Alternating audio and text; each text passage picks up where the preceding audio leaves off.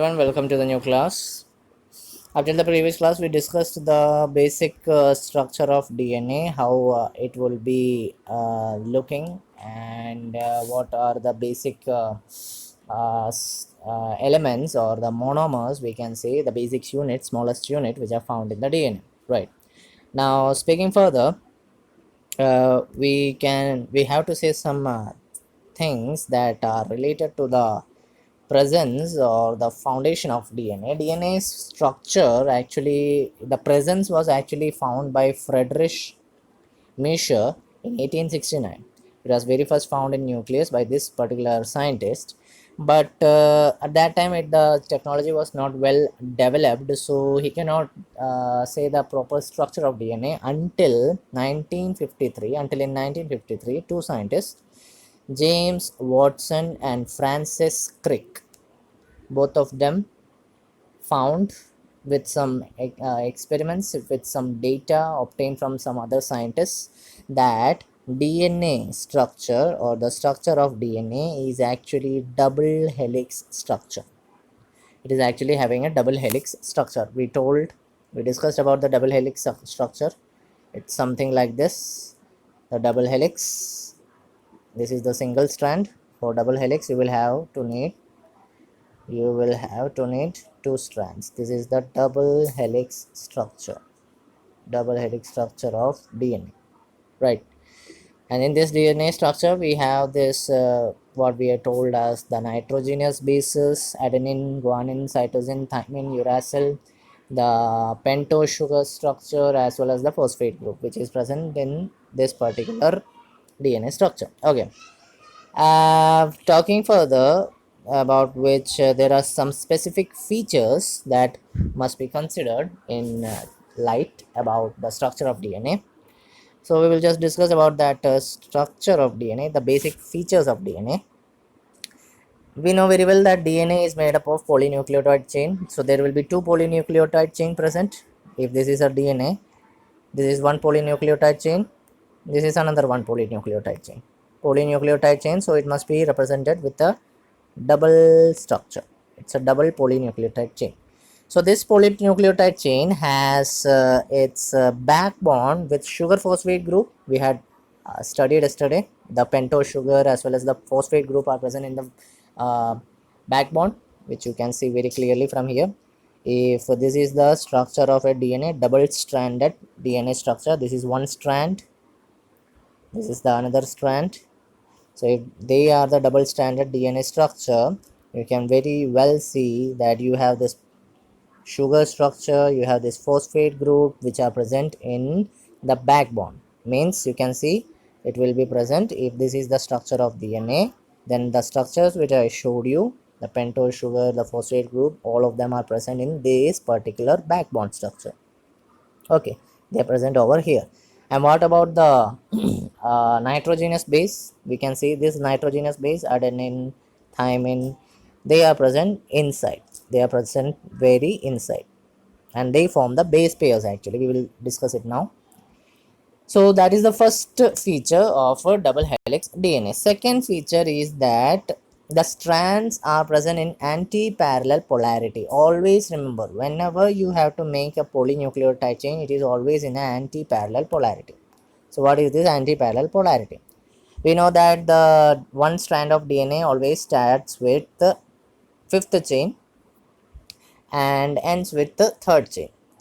But if you have this double stranded structure and there are two structures, two chains, one strand over here, second strand over here, then you can see very clearly that one side the strand starts with 5 dash, ends with 3 dash, but because of the double helix anti-parallel property, the second strand starts with 3 dash, ends with 5 dash. Means it is always like this, 5 dash to 3 dash. If it is one strand, then next strand will be 3 dash to 5 dash. That's the anti-parallel property, and because of this, the reason behind it is actually to maintain the stability of DNA. Otherwise what happens, the DNA structure might not look like this which we see. it won't be stable. To maintain the stability of DNA, to maintain that structure, double stranded structure of DNA, it is very much necessary to have this anti-parallel property. Now, that's the second thing. Third and most important thing, we have this base pairs present in the inside this DNA, right? So always remember one thing: if we have DNA with us, means if we have the DNA, if we are studying about DNA, then we know that there are four types of nitrogenous bases present in them, which are the adenine, guanine, cytosine, thymine. This is for DNA. But if it is that we are speaking about RNA, we will have adenine, guanine, cytosine, and instead of thymine, you will have uracil. That's the only difference, right? So now, if we are talking about DNA, then one thing we must always remember, that there will be always a pairing of hydrogen bond between these base pairs, between these nitrogenous bases. Between these nitrogenous bases, there will be base pairs. Adenine always pair with thymine with a double bond. You can see it very clearly from here. Adenine always pair with thymine in a double bond. Adenine always pair with thymine in a double bond. The opposite will also happen.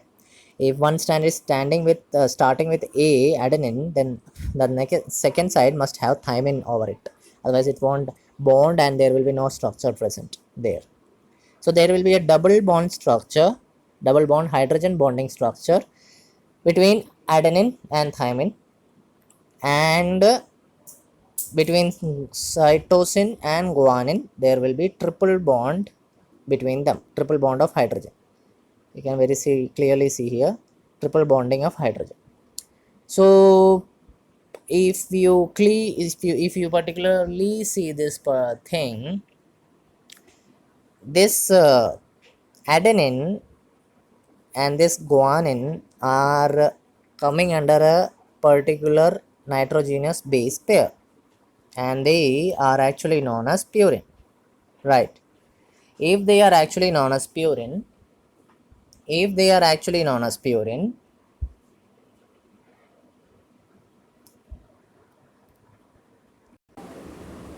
so as we told, we have these characteristics of DNA. We have this anti-parallel property, we have this polynucleotide chain present in it. Our nitrogenous base are bonded with some double bond and triple bonds. We have this right-handed fashion chain structure. Also, there is one more important thing present in our DNA, is that the base pairs are present one above the other. They are just like present in a stack. They are present one above the other. Okay, I hope this much is very clear to you.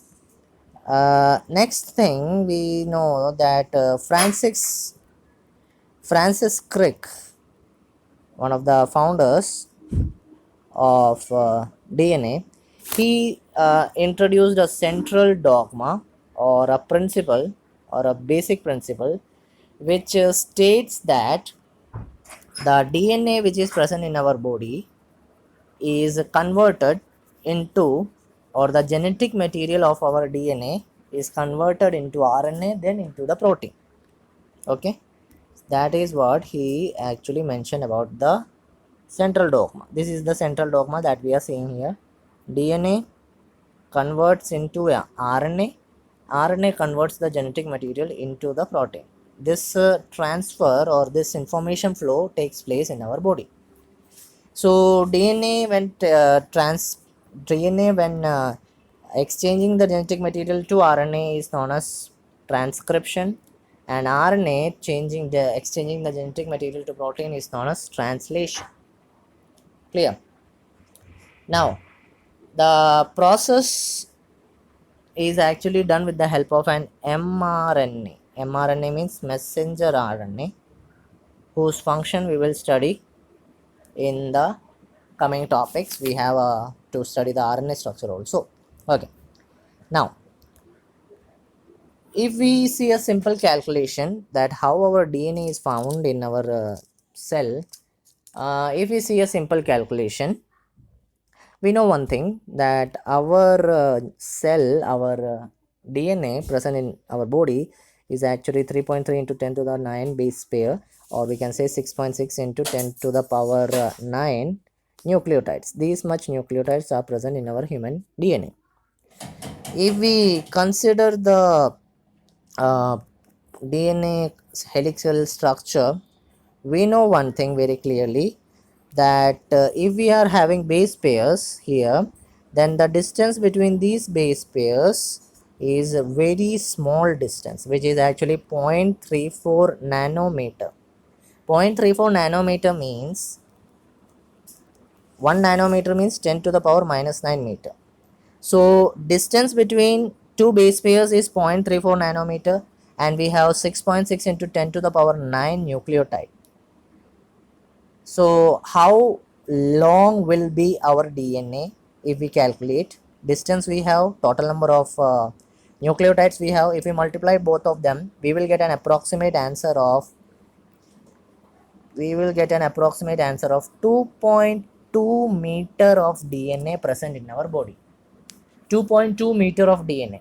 If we consider that fact, then we know one thing, that our nucleus, where the DNA must be present, it is just 10 to the power minus 6 meter, which means it is just 1 micron. Only just 1 micrometer is our size of nucleus, and in that nucleus you have to put this 2.2 meter long DNA. Is that possible by logically thinking? Not possible. So for that purpose, we need to have some packaging strategy, so that we can include our DNA in the nucleus, so that we can pass on the genetic material into the next generation. So for that purpose, different organisms use different strategy. In case of prokaryotes, the mostly single cellular organisms, what they do, they have a special type of protein. Since their DNA is scattered, they have this special type of protein which hold up the DNA, and it is known by the name nucleoid. It is known by the name nucleoid. This nucleoid actually held up the DNA which is present in prokaryote. But if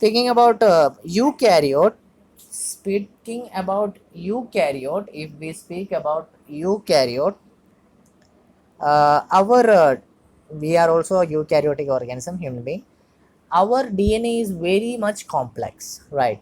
Our DNA, the passing of genetic material, different strategy are very much complex.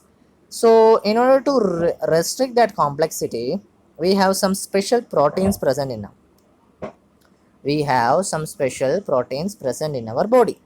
Okay, so we have this special type of protein. Before speaking of which, we must know one thing, that DNA is a negative charged particle. DNA is a negatively charged particle. Okay, now we have, as we told, that we have a special type of protein which helps us to maintain this structure of DNA, which is known as histone.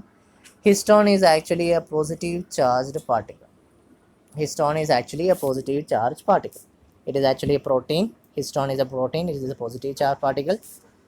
So how is it happening, or what is the basic thing that happens? The negative charged particle DNA, as you see here, this is the negative charged particle DNA. It's just gets twisted over this histone structure. This is the histone structure that we see. This is the histone structure.